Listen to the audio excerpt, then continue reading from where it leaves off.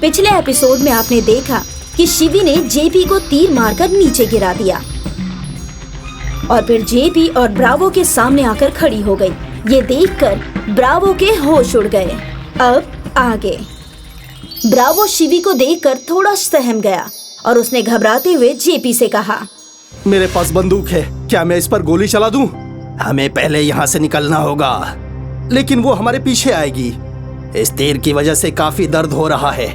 पहले हम यहाँ से निकलते हैं और इसका कोई इलाज करते हैं। ठीक है, जल्दी कीजिए।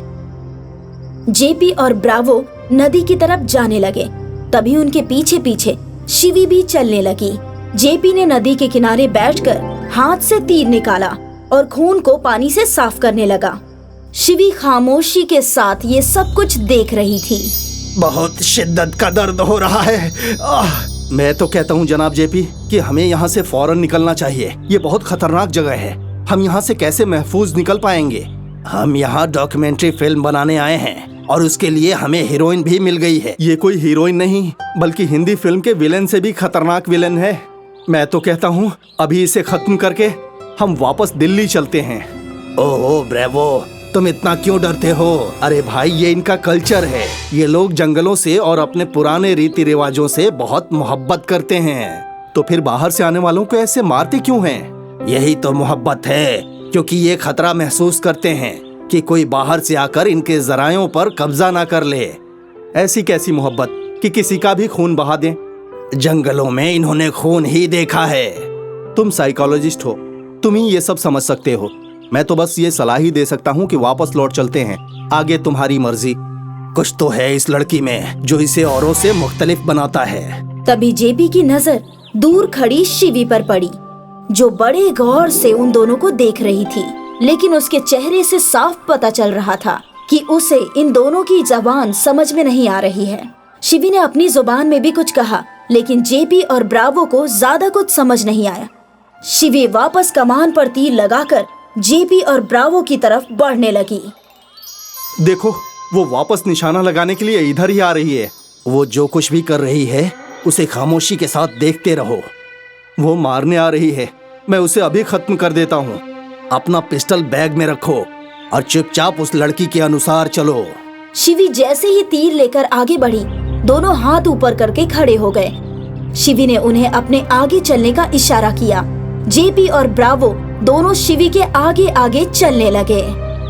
मुझे तो लगता है आज हम बुरी तरह फंस गए हैं। लगता है ये आज हमारे गोश्त से दावत उड़ाएंगे। हाँ, सब आपकी वजह से हुआ है। अरे घबराओ नहीं, जो होगा बेहतर होगा।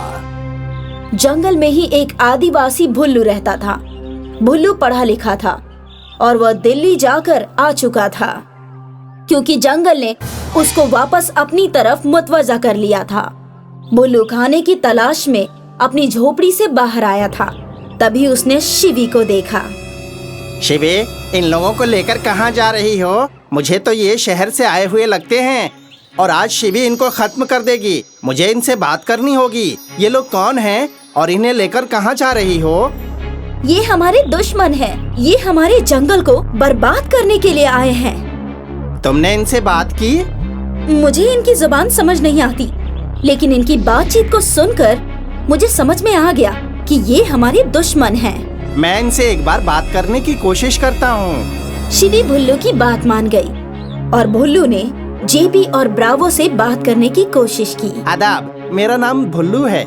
आदाब, मैं जेपी हूँ और ये मेरे साथ ब्रावो हैं। आपको उर्दू आती है? जी हाँ, हमें उर्दू आती है। आप लोग यहाँ क्या कर रहे थे? हम यहाँ शूटिंग करने आए थे, लेकिन यहाँ आकर फंस गए। इसका नाम शिवी है और ये एक अच्छी लड़की है। बातचीत ना होने की वजह से ये गलतफहमी हुई है।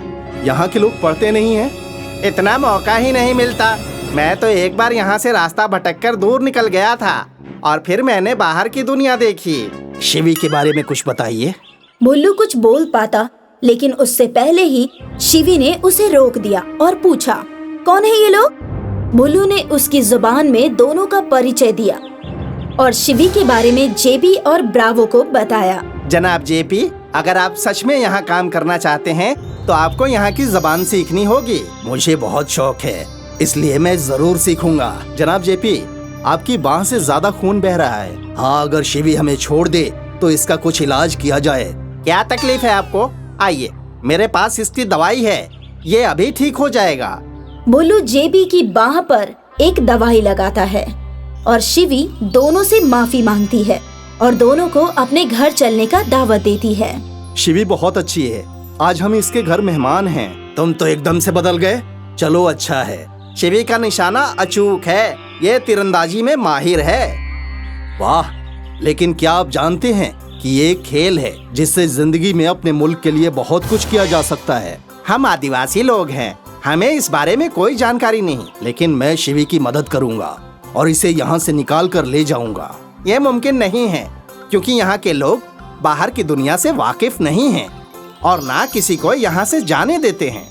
अगर शिवी खुद चाहेगी तो ऐसा किया जा सकता है। मैं यकीन से कह सकता हूँ कि शिवी इसके लिए कभी हाँ नहीं कहेगी, लेकिन पूरी कोशिश करूंगा।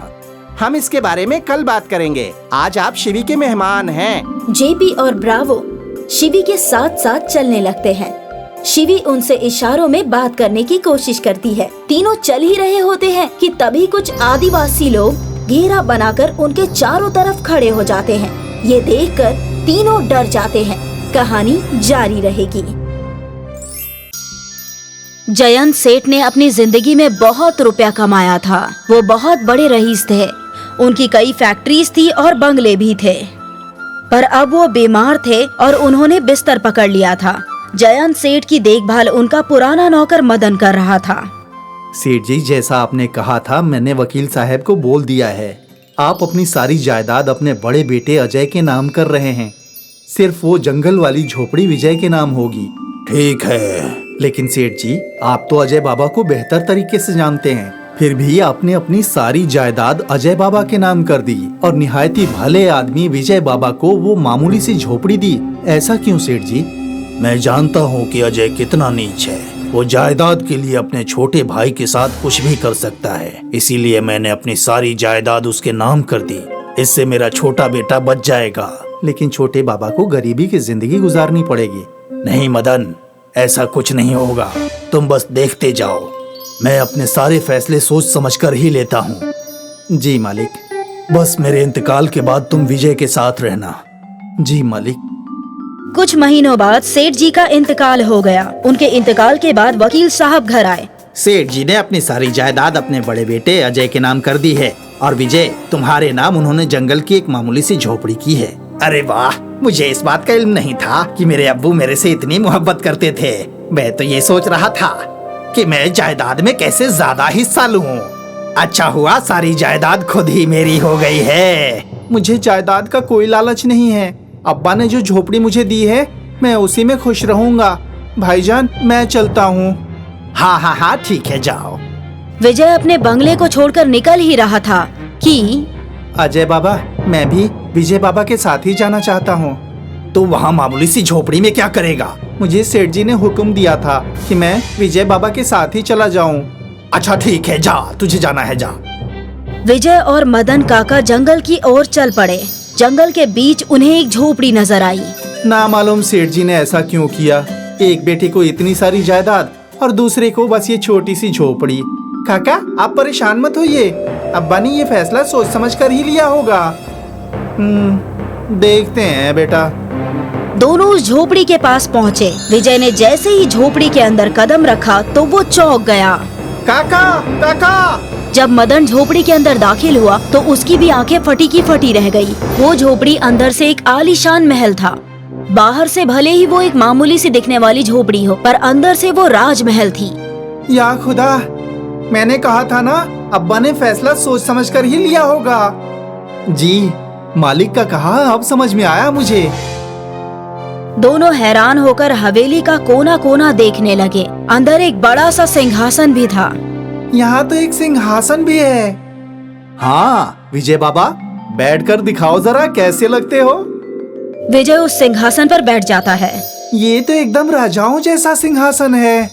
विजय जैसे ही सिंहासन पर बैठता है उसके सामने एक जिन्न वाज़े होता है। क्या हुक्म है मेरे आका? जिन्न? जी, मैं एक जिन्न ही हूँ। आप यहाँ कैसे? मैं इस सिंहासन में रहता हूँ। मैं कुछ समझा नहीं।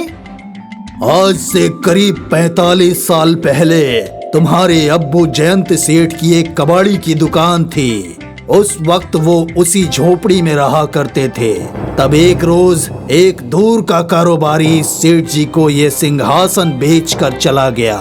जयंत सेठ ने इस सिंहासन की मरम्मत करवाई और इसे इस झोपड़ी में ले आए। जयंत सेठ जैसे ही इस सिंहासन पर बैठे, मैं उनका गुलाम बन गया और तब से मैं अपने आका की हर ख्वाहिश पूरी करता आया हूँ। कुछ महीने पहले आका यहाँ आए थे और उन्होंने अपनी आखिरी इच्छा बताई। मेरे इंतकाल के बाद मेरा बेटा विजय सिंहासन पर बैठेगा। जैसे तुमने जिंदगी भर मेरा साथ निभाया, वैसे ही मेरे बेटे का भी साथ देना, उसे खुश रखना हमेशा। इसीलिए अब मैं तुम्हारा गुलाम हूँ। मुझे अपनी ख्वाहिश बताओ आका। फिलहाल तो मुझे भूख सता रही है। कुछ खाने को मिल जाता तो बेहतर होता। जो हुक्म मेरे आका। जिन ने पल भर में विजय के सामने ढेरों पकवान हाजिर कर दिए, जिसे देखकर मदन और विजय हैरान रह गए। अरे इतने सारे पकवान तो मैंने पूरी जिंदगी नहीं देखे। मदन और विजय दोनों पकवान का लुत्फ उठाने लगे। तभी अजय झोपड़ी के अंदर दाखिल हुआ। वो झोपड़ी के अंदर का महल देखकर हैरान था। तो अब्बू ने मुझे धोखा दिया। तुझे ये जिन्न दे दिया जो तेरी हर ख्वाहिश पूरी करेगा, और मुझे बस थोड़ी सी जायदाद दे दी। मुझे ये जिन्न चाहिए। तुम हंस क्यों रहे हो? ऐसा मुमकिन नहीं है। इसलिए क्यों नहीं? क्योंकि मेरे आका ने इन्हें मेरा अगला आका बनाया है, और जब तक ये मुझे किसी और को नहीं देते, तब तक मैं इनका ही गुलाम रहूंगा। अच्छा तो ये बात है, तो मैं तुझे छीन कर ही रहूंगा, चाहे इसके लिए मुझे कुछ भी करना पड़े। तुम ऐसा नहीं कर सकते। मेरे होते हुए तुम मेरे आका को छू भी नहीं सकते।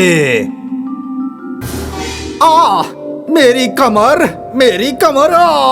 शायद तुम्हारे लिए आज इतना ही काफी है। अगर अगली बार मेरे आका के करीब भी आए तो मैं तुम्हारी जान ले लूंगा। समझ गए? मैं समझ गया। सेठ जी ने एकदम सही फैसला लिया था।